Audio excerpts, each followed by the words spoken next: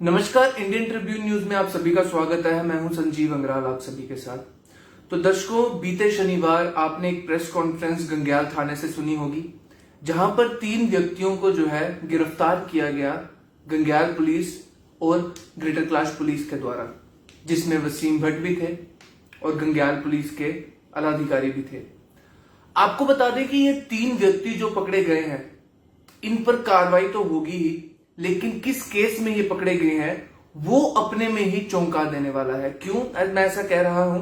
क्योंकि ग्रेटर कैलाश के फवारा चौक पे, जहां पर अगर आप आधी रात को निकलते हैं तो सन्नाटा भरा होता है उस इलाके में, वहां पर ये 3 व्यक्ति जो है ऐख लगाकर बैठे होते थे कि जैसे ही कोई बाइक सवार या गाड़ी सवार वाला यहां से निकलेगा तो ये उनको दर्द पहुंचेंगे। वैसा ही मामला 22 तारीख को जो है वो पेश आया।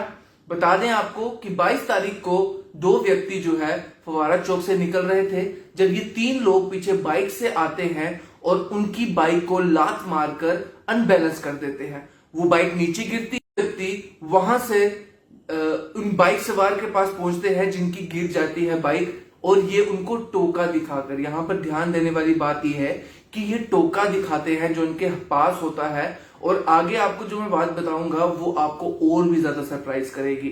और ये टोके से वार करते हैं उस व्यक्ति पर। वो अपने सर को बचाने के लिए अपने हाथों का यूज करता है और सर को बचाने की कोशिश करता है, जिसपे कि उसके हाथों पर कुछ चोटें आती है। लेकिन उनमें से एक व्यक्ति जो है वो प्रिंटिंग मीडिया का निकलता है और वो उसी समय पुलिस को फोन करता है और सीधा पुलिस स्टेशन के लिए रवाना हो जाता है।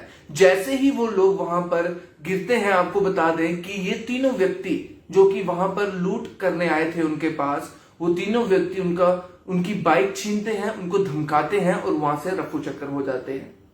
आपको ये बता दूं कि ये जो तीनों व्यक्ति हैं, ये पहली बार नहीं इस तरीके के केस को अंजाम दे रहे थे।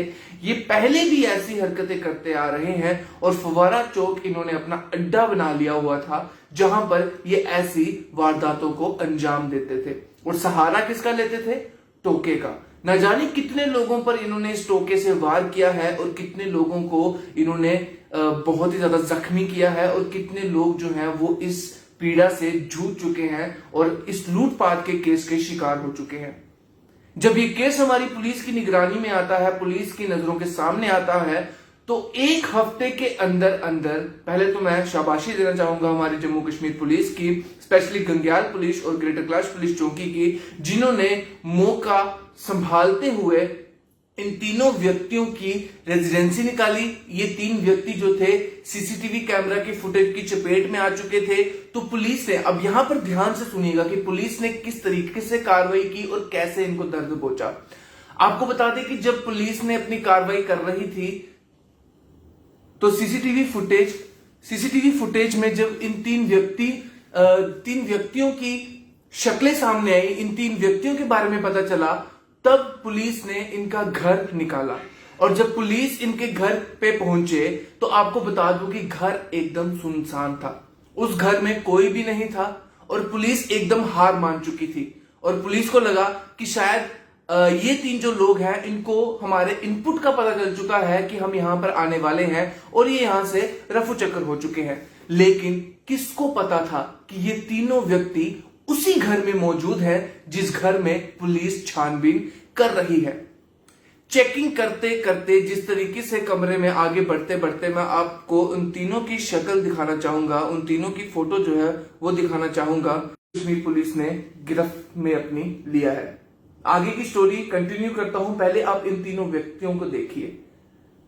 और इनमें से तो 2 नाबालिग हैं, 2 18 साल से कम की उम्र में है, और एक जो इनका रिंग मास्टर है, जो ये पूरी गैंग को चलाता है, वो उसका नाम है इलियास @एलेक्स, जो कि एलेक्स नाम का इस्तेमाल ज्यादा करता है। आपको बता दूं कि जब पुलिस जो है वो छानबीन कर रही थी घर की, तलाशी ले रही थी घर की, और वो हार मान चुके थे क्योंकि तीनों व्यक्ति जो है वो उनको वहां पर नहीं मिले, पुलिस कर्मचारियों को वहां पर नहीं मिले, तब तलाशी घर की लेते हुए चलते वो एक कमरे में पहुंचे। और जब उस कमरे में उन्होंने दीवान बेड देखा, जो कि डबल बेड होता है, जिसमें अंदर जो है काफी स्पेस होती है, जिसमें कि आम घरों पर जो है रजाइयां वगैरह, कंबल वगैरह रखे जाते हैं, उस बेड के दरवाजे को जब खोला तो पुलिस कर्मचारियों ने देखा कि वो तीनों व्यक्ति उस बेड के अंदर घुसे हुए हैं।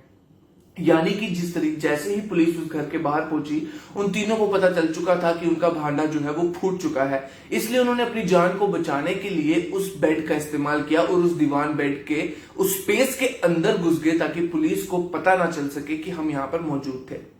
आपको बता दूं कि पुलिस ने फिर उसके बाद उन तीनों को गिरफ्तार कर लिया और एफआईआर नंबर 73/2024 अंडर सेक्शन 126(2) बटा 115(2) बटा 304 ए BNS and 4/25 arm act of PS Gangyal के रूप में रजिस्टर किया है। आपको बता दूं कि ये जो तीनों व्यक्ति थे दिखने में एकदम दुबले पतले से थे और अपने से डबल वजन वाले इंसान को, अपने से डबल व्यक्ति को जो है अपनी चपेट में लेते थे सिर्फ और सिर्फ एक टोके के जोर पर। यानी कि ये वार करते थे उस व्यक्ति पे और जब वो व्यक्ति जख्मी हो जाता था तो उसकी बाइक या मोबाइल फोन या पैसे लेके वहां से फरार हो जाते थे। अब इनकी क्या मजबूरी रही है? क्या ये लोग जो है वो नशेड़ी थे? क्या ये लोग जो है नशे का सेवन करते थे या फिर अपनी रोजी रोटी के लिए? वो तो आगे पुलिस की कार्रवाई के बाद ही पता चलेगा। लेकिन इस समय जम्मू कश्मीर पुलिस को जो है वो एक बहुत बड़ी कामयाबी हासिल हुई है इन तीनों लोगों को गिरफ्तार करके, क्योंकि न जाने किन किन इलाकों पे इस तरीके के कुछ ऐसे कीड़े मौजूद हैं जो हमारी शांति को, हमारे सोसाइटी की शांति को भंग करने की पूरी कोशिश करते हैं और क्राइम को अंजाम देने की कोशिश करते हैं, जिससे कि लोगों के दिल में, लोगों के धड़ में डर जो है वो इस तरीके से बैठ जाए कि लोग रात को बाहर निकलने से भी पहले 100 बार सोचे। और कोई अगर नाइट ड्यूटी वाला व्यक्ति है तो वो फव्वारा चौक से निकलने से पहले भी 10 बार सोचता था क्या मुझे इस रोड से निकलना चाहिए कि नहीं। तो इस पूरी रिपोर्ट के ऊपर आप लोगों का क्या कहना है, आप सभी लोगों के लिए खुला हुआ है। आप देखते रहिए इंडियन ट्रिब्यून न्यूज। फिलहाल मुझे और मेरे साथी मनीष को दीजिए इजाजत। नमस्कार।